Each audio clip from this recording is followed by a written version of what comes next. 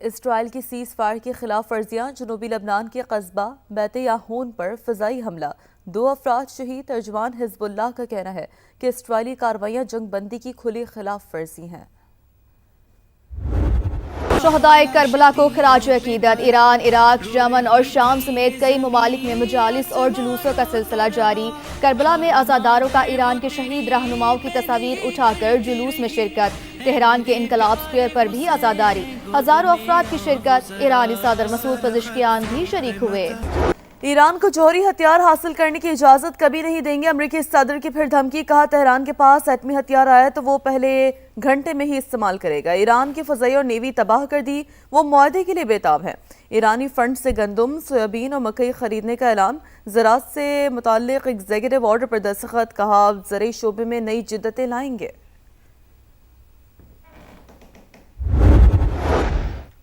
Oman کے ساحل کے قریب کارگو بحری جہاز پر پروجیکٹائل حملہ۔ برطانوی میری ٹائم ایجنسی کے مطابق واقعے میں کوئی جانی نقصان نہیں ہوا۔ انٹرنیشنل میری ٹائم آرگنائزیشن کی آبنائے ہرمز پر سروسز معطل۔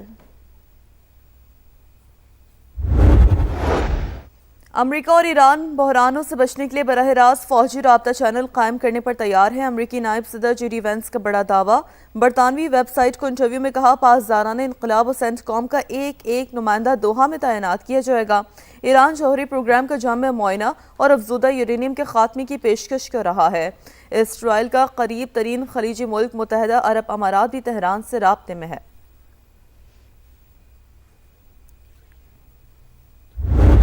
پراکسیز کی فنڈنگ بند کیے بغیر پائیدار امن اور استحکام ناممکن۔ ایران نے آبدہ ہرمز پر ٹیکس یا ٹول وصول کیا تو برداشت نہیں کریں گے۔ امریکہ کا 2 ٹوک اعلان۔ مارکو روبیو نے کہا بین الاقوامی پانیوں میں ٹیکس کی وصولی ناقابل قبول۔ عمان بھی اس کے حق میں نہیں۔ خلیجی ممالک کی جانب سے بھی حمایت صفر ہے۔ امریکی وزیر خارجہ کی تہران کو فنڈز فراہم کرنے کی بھی تردید۔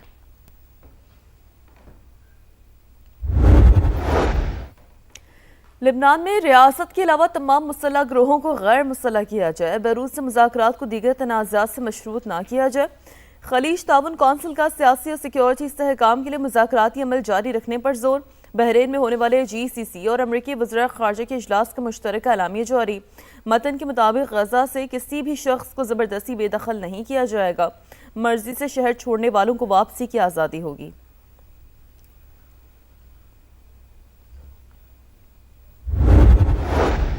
سعودی وزیر خارجہ اور امریکی وزیر خارجہ کی ملاقات۔ ایران سے مذاکرات اور آبنۂ ہرمز کی صورتحال پر تبادلہ خیال۔ آبنۂ ہرمز میں بین الاقوامی بحری آمد و رفت کی آزادی پر زور۔ ٹرمپ انتظامیہ کو بڑا جھٹکا۔ امریکی وفاقی عدالت نے ووٹرز لسٹوں کی تیاری سے روک دیا۔ صدر ٹرمپ نے وفاقی سطح پر فہرستیں تیار کروانے کے لیے ایگزیکٹو آرڈر جاری کیا تھا۔ عدالت نے حکم نامہ اختیارات کی تقسیم کے خلاف قرار دے دیا۔ وینزویلا میں ایک خوفناک زلزلہ۔ اموات کی تعداد 235 ہو گئی۔ 1,500 سے زائد زخمی، 11,000 سے زائد لاپتہ افراد کی نشاندہی۔ لوگوں کی بڑی تعداد کے ملبے تلے دبے ہونے کی اطلاعات۔ اموات کی تعداد 1 لاکھ سے تجاوز ہونے کا خدشہ۔ لاگویرا شہر میں سب سے زیادہ نقصان۔ دارالحکومت کراکس بھی شدید متاثر۔ سینکڑوں عمارتیں ملبے کا ڈھیر بن گئیں۔ انفراسٹرکچر تباہ، اکثر علاقے بجلی سے محروم۔ انٹرنیٹ سروس میں معطل، مرکزی ایئرپورٹ بند کر دیا گیا۔ ملک بھر میں ایمرجنسی نافذ، امدادی کارروائیاں جاری۔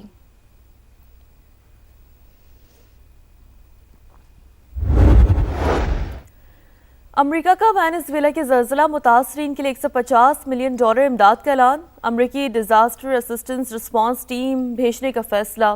امریکی محکمہ دفاع بھی تعاون فراہم کرے گا۔ سرکاری اور نجی امدادی اقدامات کے لیے خصوصی ٹاسک فورس قائم۔ چین کا بھی ہر ممکن مدد فراہم کرنے کا اعلان۔ Turkiye, Australia, Qatar, Colombia, Spain, Panama, Brazil, Argentine اور یوروگوائے سمیت مختلف ممالک کی جانب سے تعاون کی پیشکش۔ پاکستان کا اقوام متحدہ میں پائیدار امن کے لیے عالمی تعاون پر زور۔ مستقل مندوب عاصم افتخار کا اجلاس سے خطاب۔ کہا امن سازی کے لیے مضبوط سیاسی عزم اور وسائل ناگزیر۔ تنازعات کی روک تھام اور پائیدار امن کے لیے جامع حکمت عملی کی ضرورت ہے۔ پاکستان عالمی امن کے فروغ کے لیے اپنا کردار جاری رکھے گا۔ پہلے تو انڈیا کی جنگ کی فتح، اس کے بعد یہ فتح، اس کے بعد پاکستان کا جو پرسیپشن ہے وہ دنیا میں کچھ اور ہے۔ کہتے ہیں کہ یہ تو اب پیس میکر ملک ہے، یہ تو مڈل پاور ملک ہے، یہ تو نیٹ سیکیورٹی پرووائڈر ملک ہے۔ ہمیں اب معاشی قوت بننا ہے۔ بھارت کے خلاف فتح اور امریکہ ایران جنگ میں کردار سے پاکستان کا امیج بدل گیا. دنیا پاکستان کو پیس میکر، مڈل پاور اور نیٹ سیکیورٹی پرووائیڈر قرار دے رہی ہے. وطن عزیز پر بری نظر ڈالنے والوں کی آنکھیں نکال لیں گے. نائب وزیر اعظم اسحاق ڈار کی لاہور میں پریس کانفرنس. کہا اسلام آباد مفاہمتی یادداشت پر جنیوا میں دستخط ہونا تھے. صدر ٹرمپ کی درخواست پر G7 اجلاس میں سائن کیے گئے. مذاکرات کا مقام بھی امریکہ کے کہنے پر تبدیل ہوا. پاکستان اپنی صفاتی اور فوجی قوت منوا چکا، اب ہمیں معاشی قوت بننا ہے. BBC has done this and they have published a baseless article based on vested interest and merely on propaganda. تمام راستے آزاد کشمیر آنے اور جانے والے کھلے ہیں سوائے راولا کوٹ کے تھوڑے سے ایریے کے. کہیں کہیں جو کالعدم تنظیم کے شرپسند ہیں وہ روڈ بلاک کرتے ہیں، وہ اس طرح فوڈ آئٹمز کی جو گاڑیاں ہیں ان کو لوٹتے ہیں. آزاد کشمیر میں تمام راستے کھلے ہیں. بنڈت سے متعلق BBC کی خبر جھوٹ ہے. IG آزاد جموں کشمیر لیاقت علی ملک نے برطانوی ادارے کی غلط رپورٹنگ کا بھانڈا پھوڑ دیا. پریس کانفرنس میں واضح کیا کہ پولیس نے کسی بھی ٹرانسپورٹ کو کشمیر آنے جانے سے نہیں روکا. کالعدم تنظیم کے شرپسند روڈ بلاک کرتے ہیں، خوراک کی گاڑیوں کو بھی روکا جاتا ہے. آزاد کشمیر کے وزراء کی بھی پریس کانفرنس. عوام سے انتشاری ٹولے کی باتوں میں نہ آنے کی اپیل. چوہدری رفیق نیر بولے جو بھی تنازع ہے وہ بات چیت سے حل ہوگا. چوہدری قاسم مجید نے کہا کہ کشمیر پاکستان کی شہرگ، تکمیل پاکستان ہماری منزل ہے. کالعدم ایکشن کمیٹی کو ایک اور جھٹکا. کور ممبر فیصل جمیل کشمیری نے لا تعلقی کا اعلان کر دیا.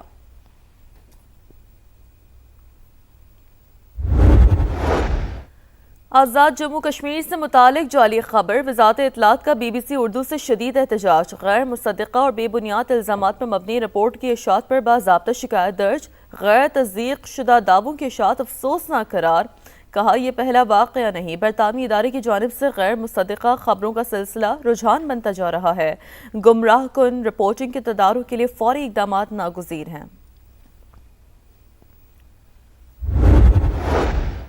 پاکستان کا موقف سچ ثابت. افغان طالبان رجیم فتنہ الخوارج کی پشت پناہ، پوری دنیا مان گئی. برطانوی خصوصی نمائندے رچرڈ لنڈزے نے افغان ٹی وی کو انٹرویو میں کہا افغانستان دہشت گردوں کے لیے محفوظ پناہ گاہ بن گیا. فتنہ الخوارج کے تربیتی کیمپس موجود، انہیں ہتھیار اور مالی مدد دی جا رہی ہے. افغان طالبان سے فتنہ الخوارج کی حمایت سے متعلق سوال ہونا چاہیے.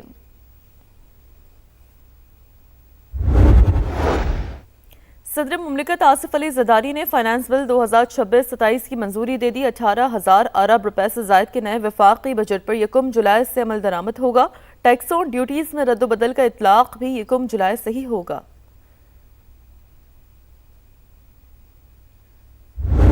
اگر کراچی میں بلدیاتی الیکشن کے ہونے کے باوجود بہتری نہیں آئی تو ایسے الیکشن وہ کہیں اور بھی ہوں تو ان سے بہتری نہیں آئے گی. اب جو طریقہ کار ہے اس کے مطابق تو جب مرضی الیکشن کروا دیں، جب مرضی نہ کروائیں، اور جب مرضی ان کو جو ہے وہ فارغ کر کے گھر بھیج دیں. کہ لوکل گورنمنٹ کا نظام بنائیے، آپ آگے بڑھیے، اس میں ترمیم فائل کیجئے. میں اپنی جماعت کو قائل کروں گا. بلدیاتی انتخابات کے حوالے سے بلاول بھٹو کا اپنا نقطہ نظر ہے. ہمارا متفق ہونا ضروری نہیں. کراچی میں بلدیاتی الیکشن کے باوجود مسائل حل نہیں ہوئے. موجودہ سسٹم کے تحت کہیں بھی انتخابات کروا لیں، نتیجہ صفر ہی رہے گا. اختیارات نچلی سطح پر منتقل نہ ہوں تو مقامی حکومتوں سے بھی بہتری نہیں آئے گی. بلدیاتی نظام اور اداروں کو آئینی ضمانت حاصل نہیں. صوبائی حکومت جب چاہے انہیں توڑ سکتی ہے. ہم نے آرٹیکل 140 پر بات کی کوشش کی تو پیپلز پارٹی برا مان گئی. رانا ثناء اللہ کی programme red line with Talat میں گفتگو. نون لیگ آگے بڑھے اور بلدیاتی الیکشن کے لیے ترمیم لائے. پیپلز پارٹی کو میں قائل کروں گا. قمر زمان کائرہ کا جواب. بولے وفاق سے زائدہ صوبوں کے پاس وسائل ہیں. لوکل گورنمنٹ سسٹم جیسا بھی ہو اسے چلنا چاہیے.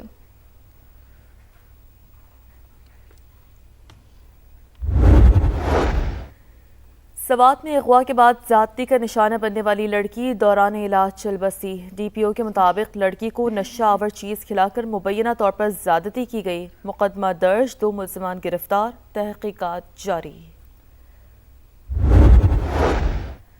بلوچستان کے ضلع کوہلو اور گرد و نواح میں گرج چمک کے ساتھ موسلا دھار بارش. نشیبی علاقے زیر آب. ندی نالوں میں طغیانی، کچے مکانوں کو نقصان. دیوار گرنے سے خاتون جاں بحق. خزدار، دکھی اور دیگر مقامات پر بھی بادلوں کی گرج برس.